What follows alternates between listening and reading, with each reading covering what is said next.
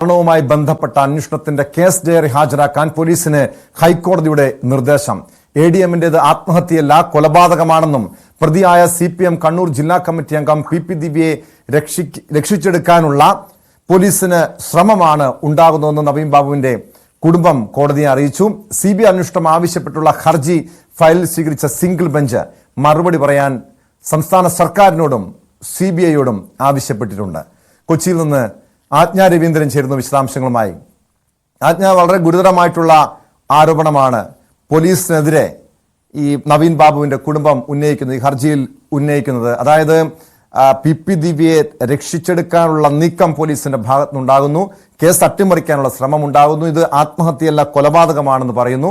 ഇന്ന് ഈ കേസ് പരിഗണിച്ച ഈ ഹർജി ഫയൽ സ്വീകരിച്ച കോടതി സംസ്ഥാന സർക്കാരിനോടും CBIയോടും നിലപാട് ആരാഞ്ഞിട്ടുണ്ടല്ലോ. ഇനി എന്നാണ് ഈ കേസ് പരിഗണിക്കുക?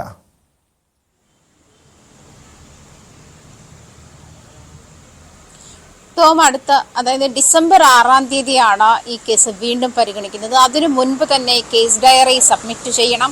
CBIക്ക് ഇതുമായി ബന്ധപ്പെട്ട് അന്വേഷണവുമായി ബന്ധപ്പെട്ട് CBIക്ക് അന്വേഷണം വിടുന്നതുമായി ബന്ധപ്പെട്ട് നോട്ടീസ് നൽകാനും സർക്കാർ ഈ കാര്യത്തിൽ മറുപടി നൽകണമെന്നുമാണ് ഹൈക്കോടതി ഈ കാര്യത്തിൽ നിർദ്ദേശം മുന്നോട്ട് വെച്ചിരിക്കുന്നത്. ജസ്റ്റിസ് ബെച്ചു കുര്യന്റെ ബെഞ്ചാണ്, സിംഗിൾ ബെഞ്ചാണ് ഈ തീരുമാനത്തിലേക്ക് എത്തിയത്. അതിനു മുൻപ് തന്നെ ഹർജി നൽകുമ്പോൾ, അതായത് സംസ്ഥാന പോലീസിന്റെ അന്വേഷണം നീതിപൂർവകമായി നടക്കുന്നില്ല എന്ന് കാണിച്ചുകൊണ്ട് തന്നെയാണ് ഹർജിക്കാരി കോടതിയെ സമീപിച്ചിരിക്കുന്നത്.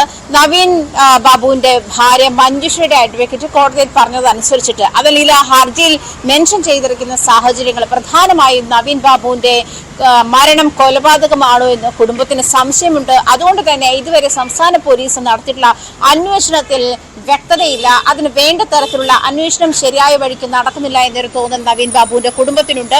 ആ ഒരു സാഹചര്യം കൂടി കണക്കിലെടുത്തുകൊണ്ട് തന്നെ, അതായത് സ്ഥലത്തെ പ്രാദേശിക CPM നേതാക്കൾ ഈ കേസിന്റെ അന്വേഷണത്തിൽ ഇടപെടുന്നുണ്ട് എന്നൊരു സംശയം കുടുംബം ഉന്നയിച്ചിട്ടുണ്ട്. ഇതുകൊണ്ട് തന്നെ ഇത് പോലീസിനെ കൃത്യമായി അന്വേഷണത്തിലേക്ക് എത്തിക്കാൻ സഹായിക്കില്ല. മാത്രമല്ല, പോലീസ് CPM നേതാക്കളുടെ ഡയറക്ഷൻ അനുസരിച്ചിട്ട്, നിർദ്ദേശം അനുസരിച്ചിട്ട് ജോലി ചെയ്യുന്ന ഒരു സാഹചര്യത്തിലേക്കും അന്വേഷണം നീങ്ങുമെന്നുള്ള ഒരു ആശങ്ക മഞ്ജുഷയ്ക്കുണ്ട് എന്ന് മഞ്ജുഷ ഹർജിയിൽ പറയുന്നുണ്ട്. അത് മാത്രമല്ല, സംസ്ഥാനത്തെ ഒരു പ്രമുഖ നേതാവ് വെളിപ്പെടുത്തിൽ നിന്നും ഇത് കാര്യം വ്യക്തമാണ്. SIT രൂപീകരിച്ചതിൽ പോലും അപാകതയുണ്ട്. കൃത്യമായി അന്വേഷണ സംഘത്തെ രൂപീകരിച്ചതിലും അന്വേഷണ സംഘത്തിന് ഡയറക്ഷൻ നൽകുന്നതിലും അപാകത ചൂണ്ടിക്കാട്ടിയിട്ടുണ്ട്. ഇത് CPMന്റെ നേതാക്കൾ നിർദ്ദേശിക്കുന്നതനുസരിച്ച് പ്രതിയെ സംരക്ഷിക്കുന്ന തരത്തിലുള്ള നീക്കമാണ് പോലീസിന്റെ ഭാഗത്തു നിന്നും ഉണ്ടായിട്ടുള്ളതെന്നുള്ള കാര്യം പ്രധാനമായും ഹർജിയിൽ ചൂണ്ടിക്കാണിക്കുന്നുണ്ട്. മറ്റൊരു കാരണമായി, അതായത് നവീൻ ബാബുവിന്റെ മരണം കൊലപാതകമാണ് എന്ന് സംശയം തോന്നിപ്പിക്കുന്ന രീതിയിലുള്ള പോലീസിനോട് മാത്രമല്ല, പാർട്ടിയോടുമുള്ള വിശ്വാസം നവീൻ ബാബുവിന്റെ കുടുംബത്തിന് നഷ്ടപ്പെട്ടു എന്നല്ലേ മനസ്സിലാക്കേണ്ടത്? CPM സംസ്ഥാന സെക്രട്ടറി MV ഗോവിന്ദനടക്കം നവീൻ ബാബുവിന്റെ വീട്ടിൽ ചെന്ന് അവരെ ആശ്വസിപ്പിച്ച് നീതി ഉറപ്പാക്കുമെന്ന് പറഞ്ഞപ്പോഴും അവിടെ ഈ ഉപതെരഞ്ഞെടുപ്പ് സമയത്ത് ഉണ്ടായ കണ്ണിൽ പൊടിയിടാനുള്ള ചില നടപടി മാത്രമായി PP ദിവ്യക്കെതിരായ നടപടി, അവരെ മാറ്റി നിർത്തിയത്, പാർട്ടിയുടെ ഘടകത്തിൽ നിന്നൊക്കെ അവരെ മാറ്റി നിർത്തിയതൊക്കെ ആ രീതിയിലുള്ളൊരു നടപടിയായിട്ട് മാത്രം തന്നെയല്ലേ ഈ കുടുംബവും കാണുന്നത്? അതായത് പാർട്ടിയിലുള്ള വിശ്വാസവും അവർക്ക് നഷ്ടപ്പെട്ടു എന്നാണോ മനസ്സിലാക്കേണ്ടത്?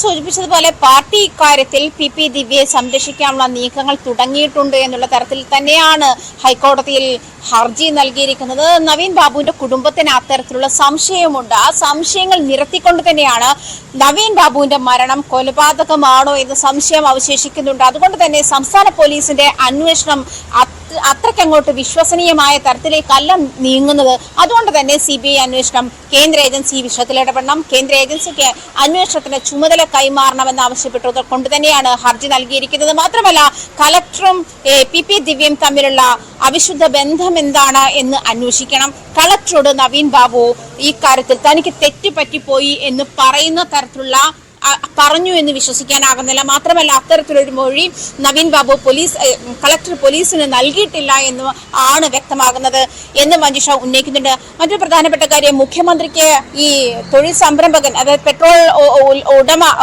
പെട്രോൾ പമ്പ് തുടങ്ങിയ അപേക്ഷ നൽകിയിരുന്ന പരാതി, മുഖ്യമന്ത്രിക്ക് നൽകിയിരുന്ന പരാതി എന്ന് പറയുന്നത് വ്യാജ പരാതിയാണ്. അത് കെട്ടിച്ചമച്ച പരാതിയാണ്.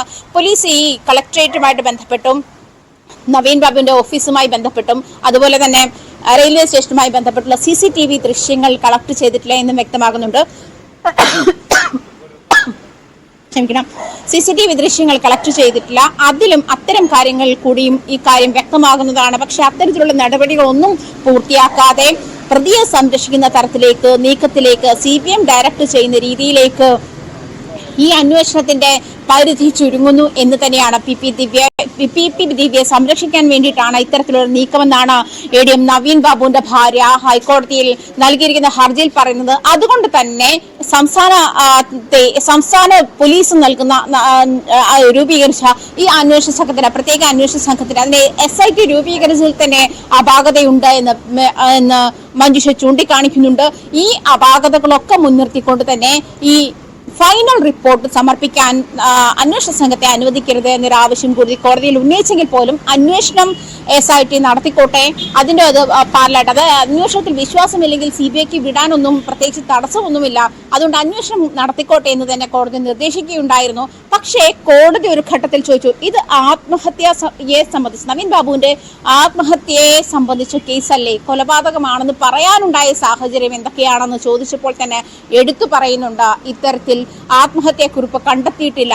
ആത്മഹത്യാക്കുറിപ്പ് കണ്ടെത്തിയെങ്കിൽ തന്നെ ഒരുപക്ഷെ അത് പ്രതിയെ സംരക്ഷിക്കാൻ, PP ദിവ്യയെ സംരക്ഷിക്കാൻ വേണ്ടി പോലീസ് മാറ്റിയതാകാം എന്നൊരു ആരോപണവും കുടുംബത്തിനുണ്ട്. മാത്രമല്ല ഇൻക്വസ്റ്റ് തയ്യാറാക്കുന്നതിൽ കുടുംബത്തെ രാവിലെ 8 മണിക്കാണ് അറിയിക്കുന്നത്, നവീൻ ബാബുവിന്റെ മരണവിവരം അറിയിക്കുന്നത്. പക്ഷേ കുടുംബം കണ്ണൂരിൽ എത്തുന്നതിന് മുൻപ് തന്നെ ഈ ഒരു സംഭവം, അതായത് ഇൻക്വസ്റ്റുമായി ബന്ധപ്പെട്ടുള്ള കാര്യങ്ങളൊക്കെ പോലീസ് പൂർത്തീകരിച്ചിരുന്നു. കുടുംബത്തിന്റെ അസാന്നിധ്യത്തിലാണ് ഇതൊക്കെ പൂർത്തിയാക്കിയതും.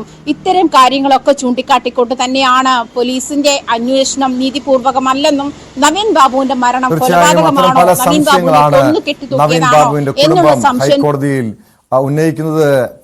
നവീൻ ബാബുവിന്റെ ആത്മഹത്യയല്ല, കൊലപ്പെടുത്തി കെട്ടിത്തൂക്കിയതാണെന്ന നിലപാടാണ് കോടതിയിൽ നിന്ന് അവർ ഉന്നയിച്ചത്. എന്തായാലും ഡിസംബർ ആദ്യവാരം ഹൈക്കോടതി കേസ് പരിഗണിക്കുന്നു. അതിന് മുൻപ് നവീൻ ബാബുവിന്റെ ആത്മഹത്യയുമായി ബന്ധപ്പെട്ട കേസിൽ CBIയുടെയും സംസ്ഥാന സർക്കാരിനോടും നിലപാട് തേടിയിട്ടുണ്ട്. അവർ ഈ ഡിസംബർ ആദ്യവാരമാണ് ഇനി ഈ കേസ് ഹൈക്കോടതി പരിഗണിക്കുക.